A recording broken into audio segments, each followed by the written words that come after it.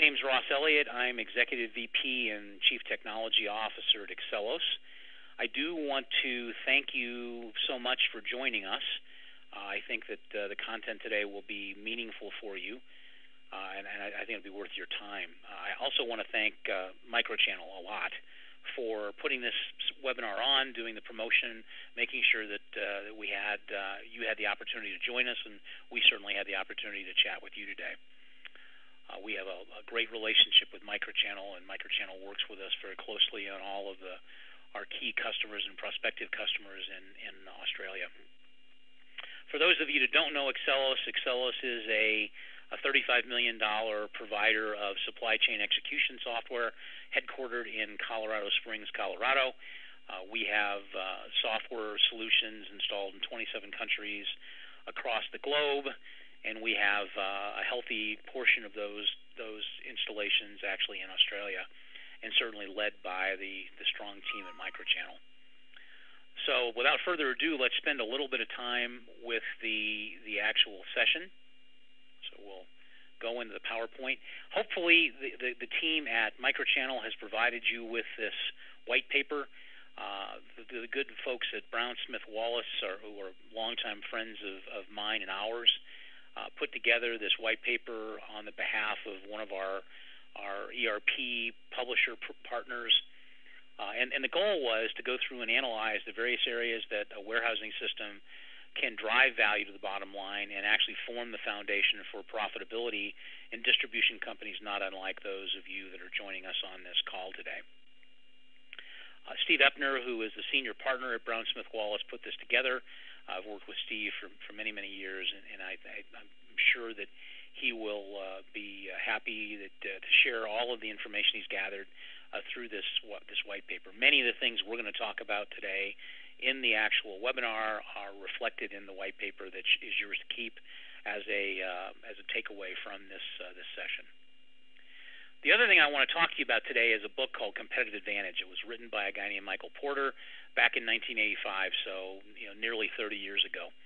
Michael's thesis at the time was somewhat novel, and the novelty was that any business is broken down into compartments or sections, segments, series of value-generating activities. There's things you do throughout the day within a business that generate value, and there's those things that can leach value away. And so a successful business are the ones who find a way to do more of those value-generating activities and fewer of the ones that drive value out of the equation. And they find a way to do that by offering their customers new and unique product offerings. So we want to focus on just a few of those value-generating activities. If you'll notice at the bottom of this slide, there are things called inbound logistics, operations, and outbound logistics. We look at those from the perspective of how do you take technology, which is certainly up in this quadrant, and apply those to inbound, outbound, and operations from a logistics standpoint. The other thesis that Michael Porter has is that you pursue competitive advantage a couple of ways. Many people believe that competitive advantage is driven solely by price. So if I've got an ability to offer something at a better price, then that better price will win the day. Certainly there are, generally speaking, three ways that you can drive that value in Porter's thesis. One is by cost. So having a competitive differentiation based on a better price is always one of the competitive ways of going to market and driving value. The other is perhaps technological innovation, being the technological leader. And the third might be being the most customer intimate in terms of having best customer service, working with your customers most closely, understanding their requirements, so on and so forth. And so there's a mixture of those three pieces, being priced appropriately, being customer intimate, and having a technology advantage that is that differentiation piece that Porter will tell you is important to being successful and generating more value. We're going to take those concepts and apply them to the warehouse and then see how the warehouse can drive that value back to the bottom line of your business. So let's take a minute and focus on eliminating pain. One of the ways that you drive value in a business is to eliminate pain.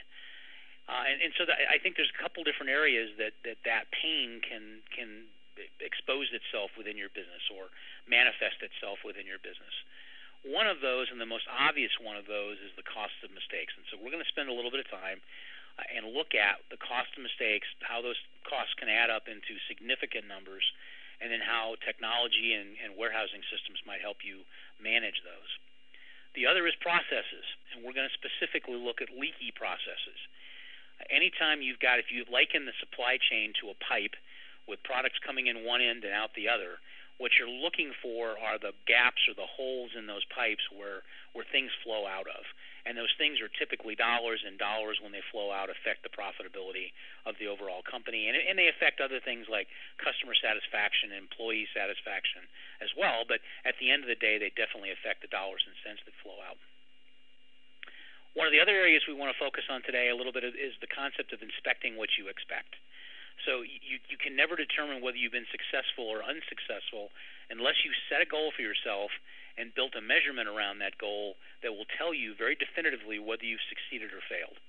And so we're going to talk about how tools and techniques can help you inspect what you expect and drive better value to the bottom line of your business. We're going to talk about leveraging compliance in electronic business. And what we really look at there is that gets back to those processes, doesn't it?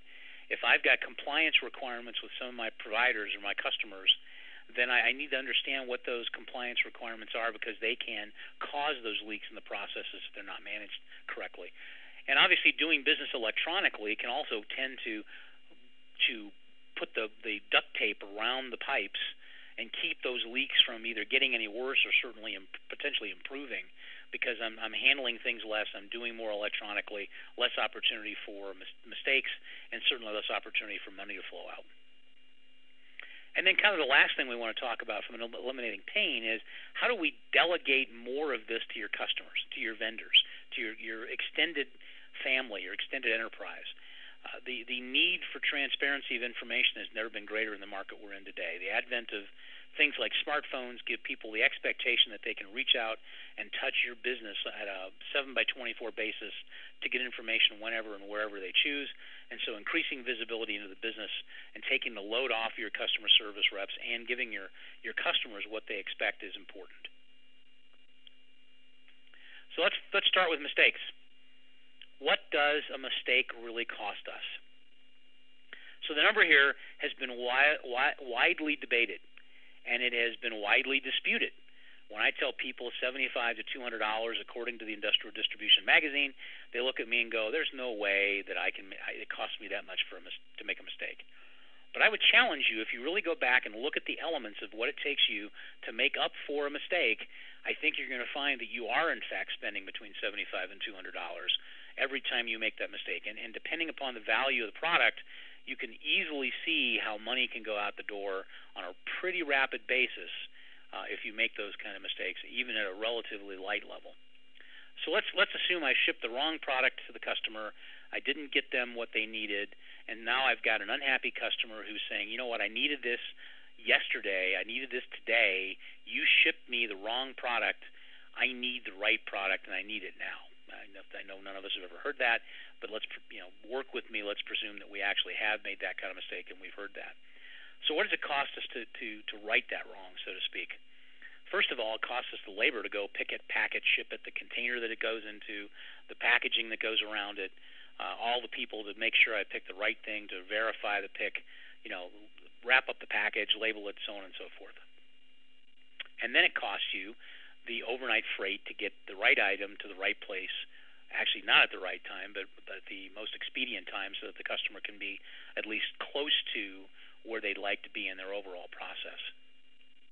So now I've gotten them the correct item. I shipped them the wrong thing, reshipped them the product, picked it, packed it, shipped it, got it to them overnight. They're not happy, but they're somewhat ameliorated. What's my next cost? My next cost is to get the wrong product back into my warehouse.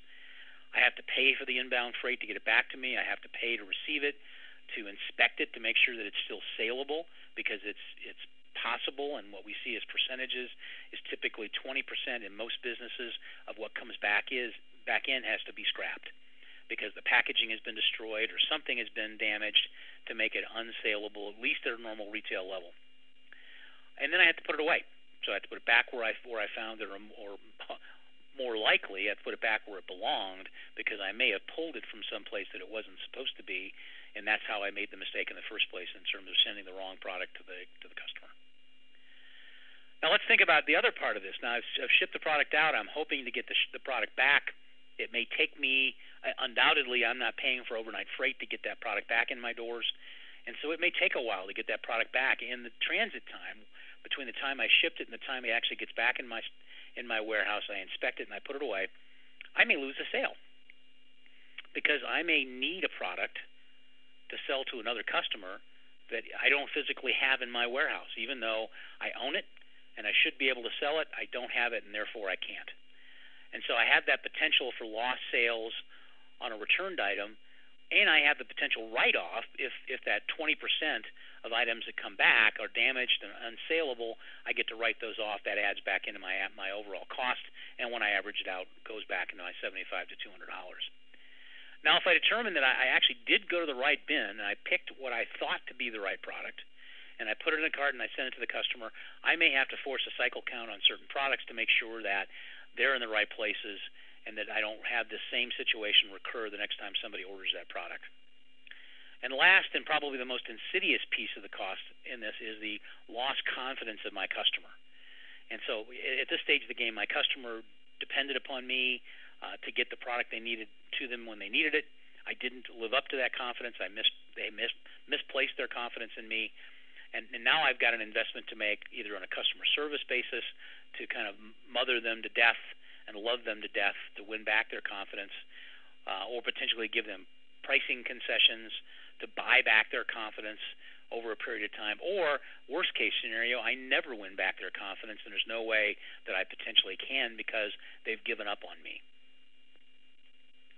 So if you look at those numbers over time, errors can really get to be expensive. You know, if it's $75 an order, I may wind up finding that it might be as much as $11 a piece in terms of picking, or $33 a piece on shipping. And so you can do the multiplication on pieces and cartons and pallets.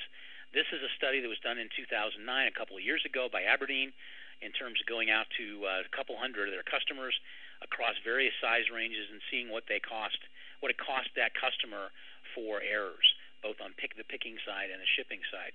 And all you have to do is do the math, and you can decide where you fit in this equation. But somebody that's doing 4,000 orders a day at an average $33 cost per error, and they eliminate orders that were eliminated per day, you can see it's $1 million benefit if you can eliminate those orders. That's what the experts at Aberdeen have to say.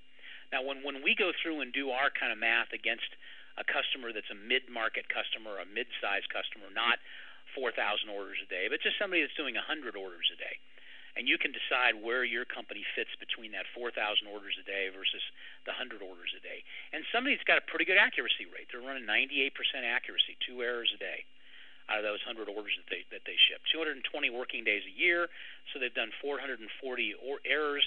We're going to hit that kind of midpoint, or actually towards the bottom end of the range of 75 to 200. We're going to say our cost of errors is $100, and that we're going to eliminate all but 25% of those errors on an annual basis.